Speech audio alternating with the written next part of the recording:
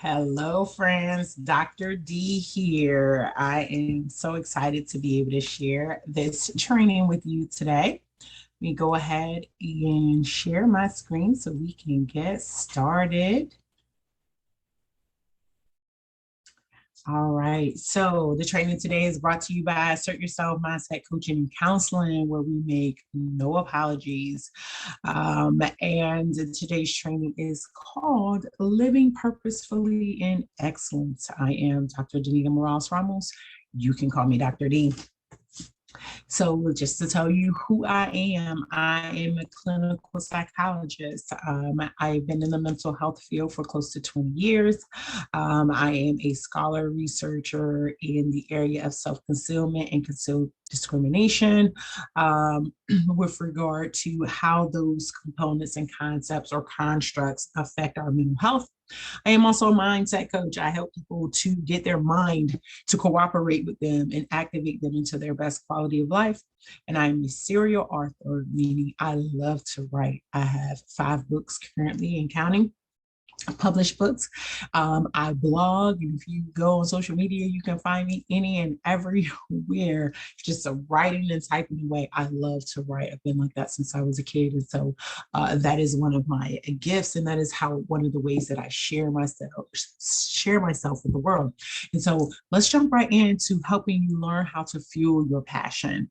Living a life of excellence through purpose by understanding and becoming your purpose. So as you can see through the name of my business, Assert Yourself, as you can see through the word excel here, I love to play on words because I want to call your attention to things because I understand how the mind works.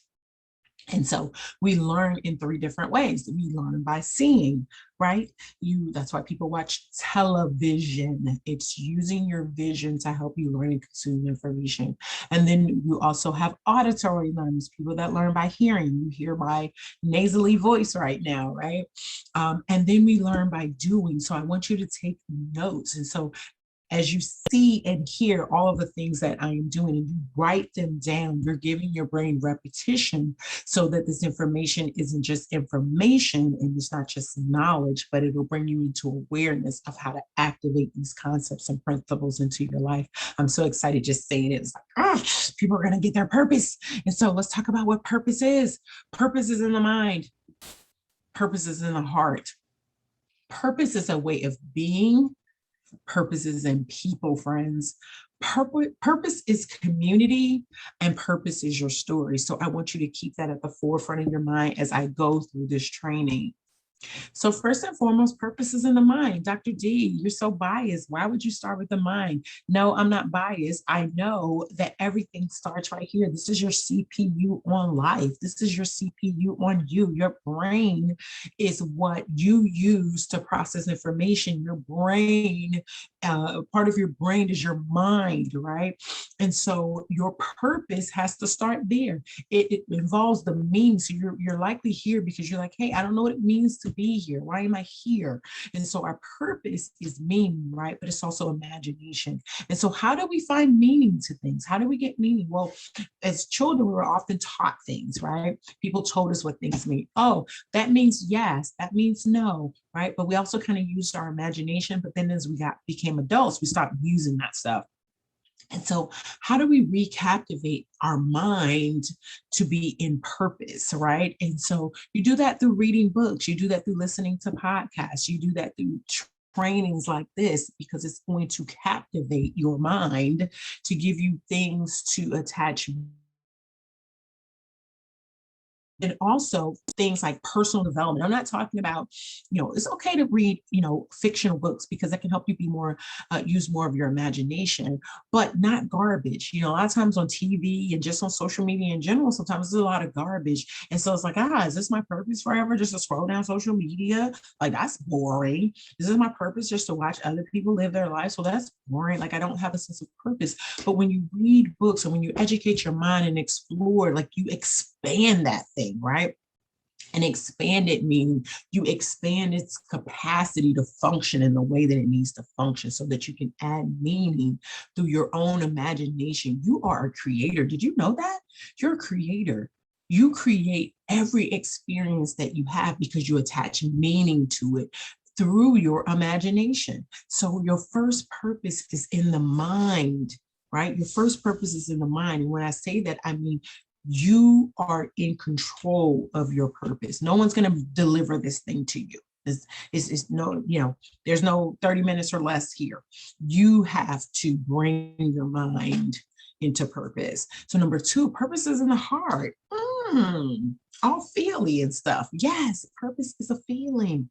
Dr. D, what does that mean? Right? Do I go and do the little heart shape thing? Yeah, that's cute, but it's a feeling. And so how do I experience that feeling of purpose in my heart? We as humans experience pleasure and pain. But guess what? We love to share our pleasure, but we want to hide the pain. But I'm here to tell you, friends, that you find your purpose in your heart by using the feeling that is connected with both pleasure and pain. They are equally important. So you share your healing. Yeah, people love to see the excitement, right? But everyone knows that no one's excited all the time. There's some pain, there's some challenging points in our lives that we experience. And so when we share those challenging points and we share that we've walked through something similar, and we've shared with people how we've overcome those things, then now people understand that they have more options. And then now we feel like they have a sense of purpose. We have a sense of purpose. And so here is a real life statement that's for Dr. D, how I feel purpose in my heart. I want others who have experienced trauma to let go of trauma. Why? Because I've been traumatized. I've been sexually abused. I've been physically abused. I've been emotionally abused. I've been traumatized. But what I want people to understand is that trauma is past tense. It means it's already happened. It's not happening right now. Right now, Dr. D is not being traumatized. It's past tense. I want people to understand that they can choose to own and live in the present. What that means is I want to help people get over the pain of their past by choosing not to stay stuck there mentally. That's why I have the mind there first, and to bring their mind to the present. And when I do that, oh my gosh, I get so excited because I want to help as many people as I can who are victims right now in their trauma, living in the past, to become victors by living in the present. So purpose, friends, comes from sharing your pain as well as your pleasure, sharing your heart. Number three, purpose is a way of being. Being? What do you mean? Being. Yes, I'm glad you asked. Being. Who are you being? So I remember I have a friend, and this friend one time said to me, I was like, oh, I missed this, I missed you, and I was so anxious. I'm anxious about that. And my friend said, who are you being? And I said, huh? So who are you being? Are you being anxious? Could you choose to be something else? And I was like, huh? What? Huh? And I'm looking at him, and I was just from those couple of words, like I was delivered from something, because I never thought that I could choose to be something else. Emotionally, I was awestruck by what he had said. My friend said, am I choosing, in other words, I'm paraphrasing, am I choosing to be anxious in that moment? And could I choose something different? And so your purpose is in emotion, and you can choose to have a different emotion rather than being anxious and fearful and afraid and scared. Why not be awestruck? Why not be curious? Be like, damn, the sun came out today. Most sons like, oh, I gotta get up, I gotta go to work, I gotta do this thing. I gotta get up, I gotta go to work, I gotta get the kids, I gotta see my husband, I gotta do blah, blah, blah, right? That's not a way of being. That's just checking a box. Instead of being, be curious, like, wow, I have air in my body. Wow, I'm married. Remember when your spouse first proposed to you and you guys, yeah, wow, I'm married. Like, you should be in all the time. You're in a car driving, you're like, man, I'm in a machine that moves me real fast, right? Wow, people go to the moon now. They used to have these little bugs, like, be awestruck. Wow, I can communicate with people globally now, super, super fast through technology. Like purpose is an emotional. Wow, I can share my past trauma with people and they be amazed that I'm not still stuck in trauma. It's a way of being. Purpose is spiritual, expressing gratitude. Is that it is, how people say they're great. Oh, God is great, God is good, and just checking a box. No, I've had so many people that have struggled with that I've known and I've helped them that are like, gratitude doesn't really work for me, doesn't really help me. And I'll talk to them about, well, how do you express gratitude? And they'll tell me, and they'll say, well, I know I'm supposed to be thankful for my house. I know I'm supposed to be thankful for my money. And I have it, but I still feel like crap afterwards. I'm like, why? Because you're checking the box. Gratitude is a spiritual practice. It's not religious, it's just spiritual. You have to bring yourself into the present. So not just you're thankful for your house. What about your house are you thankful for? Oh, and I was speaking to someone recently, and they were like, actually, I'm thankful because we rented for so long. We couldn't do anything. We couldn't have any pets at our home. But now that we own a home, we can have our dogs running around. We got like a little mini zoo here. And I'm thankful that we can remodel the home the way that we want to remodel the home. I'm thankful that I'm building wealth through home ownership. And now we're talking in an active being sense, because the person has to bring their mind into control about what it is that they're actually thankful for, not just checking a box, a list of things that they've heard someone rant on TV. And then also gratitude and spirituality relates to serving other people rather than competing with other people. So purpose is a way of being. If I'm around other people, okay. And when I say people, keep in mind, friends, that your body is just an apparatus. This is just something that carries you around. You're a spiritual being. And so when I interact with other people, a lot of times when people interact with other people, a lot of times they're thinking that they're interacting with this apparatus. And so they're in competition. Oh, wow, my body doesn't look as good as her body, or he's stronger than me. He has a better car than me. They have a better house than me. They have more kids than me. They're in competition. But when you realize that you're a spiritual being and you connect on a spiritual level with other people, you figure out how your spirit can serve their spirit. It goes back to number 2, it's that heart to heart thing. You're not in competition, and now you can feel that purpose, that way of being. And then finally, purpose is active. Have you ever had time when you just stayed in the bed? Like, who does that?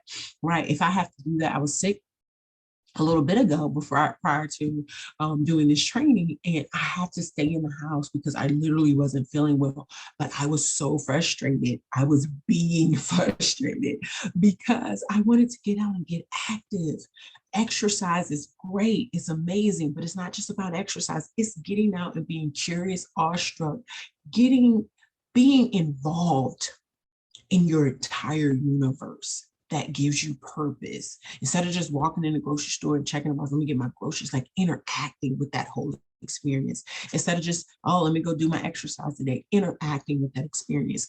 Even now, I'm interacting with this training, even though it's virtual.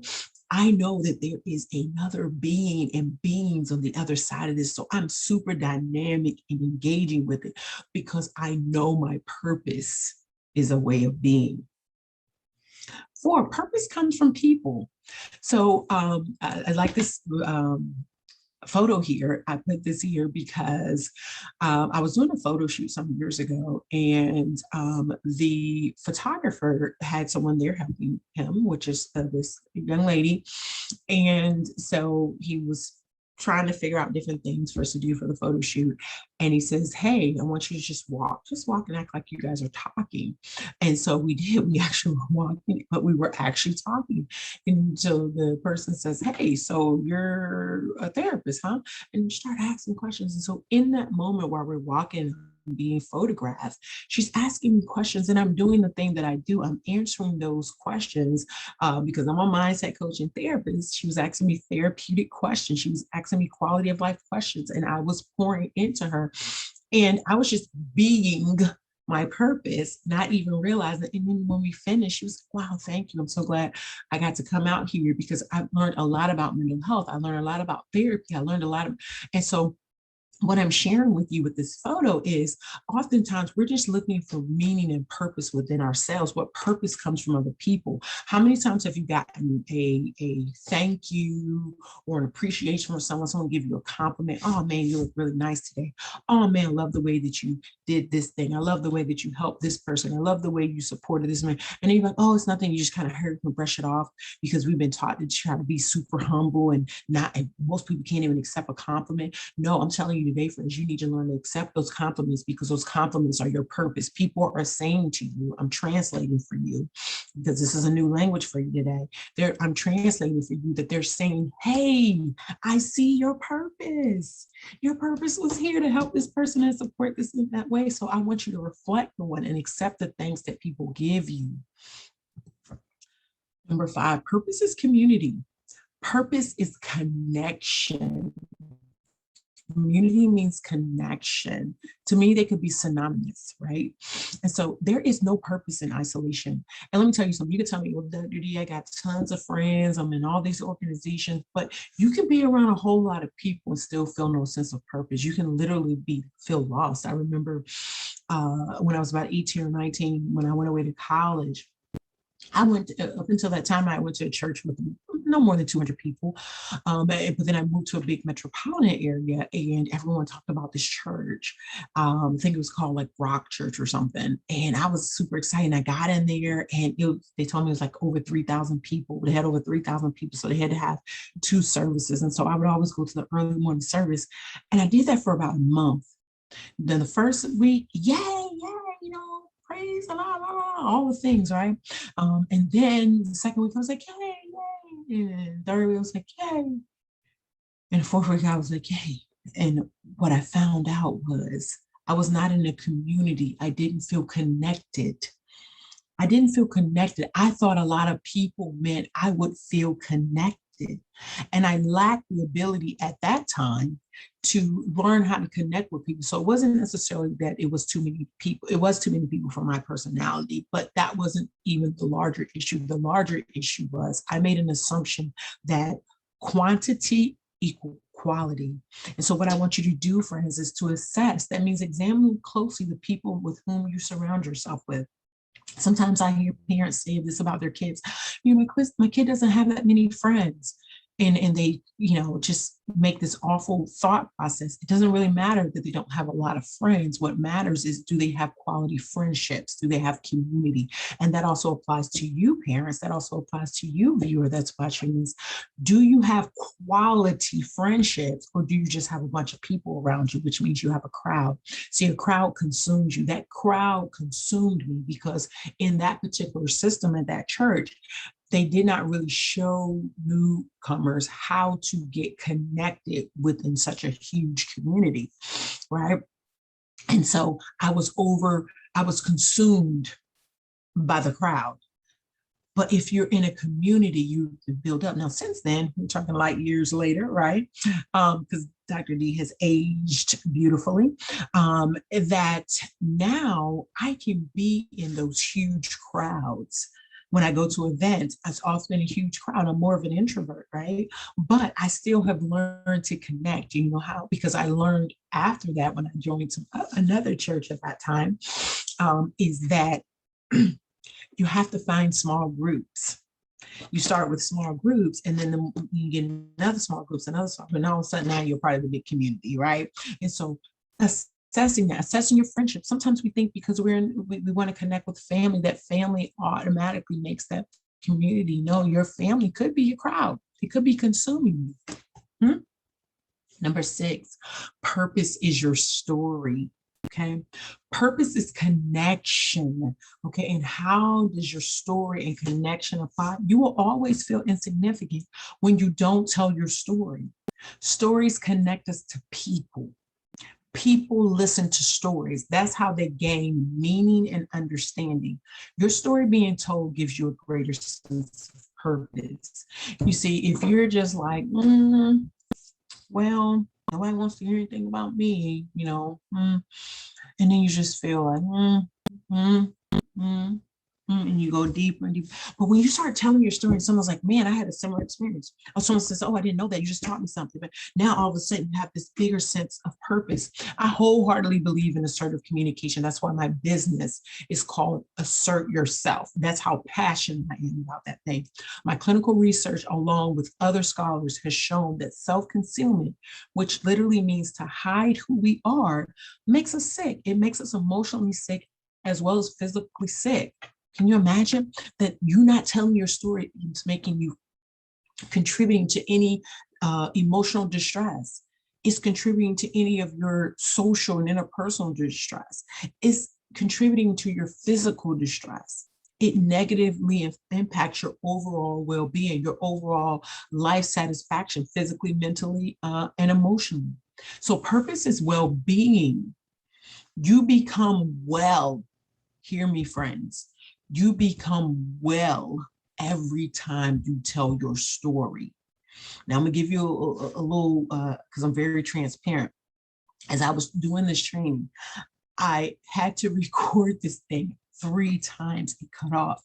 For some reason, it just kept cutting off. But guess what? I knew my purpose was to get this information out. And because I had made a decision to tell this story, it didn't matter how many times it was going to cut off. I was going to make sure I got this message to you today, because you deserve to hear that you have purpose. And if you live purposefully with that mentality, you will become well every single time. There's no more hiding. That is why therapy has been around for so many years. People are afraid to tell their stories. So you know what they do? They come in secret to come see me, to gain their purpose by disclosing themselves, right? Remember I talked about self-concealment? Well, self-concealment means that the person does not disclose who they are to another person, to other people, to the world. And so people go to therapy.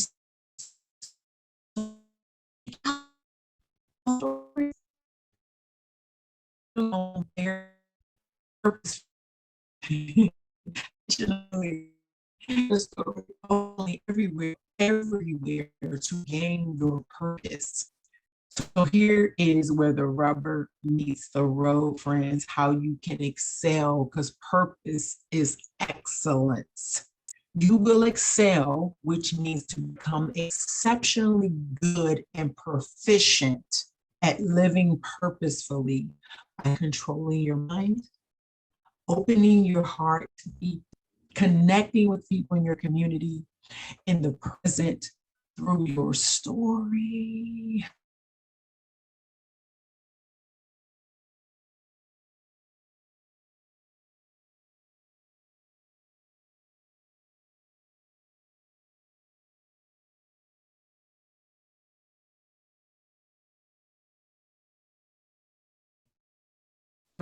You will excel and become exceptionally good and proficient at living purposefully by controlling your mind, friends, opening your heart up to the world through your connection with people in your community. I'm proud.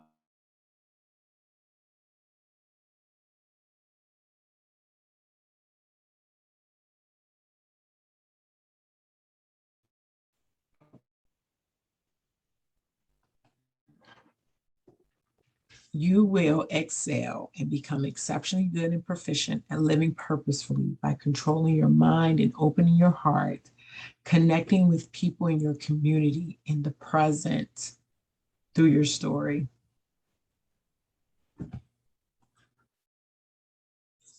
So that concludes this training today. I am Dr. Janine Morales Ramos. You can call me D, Dr. D.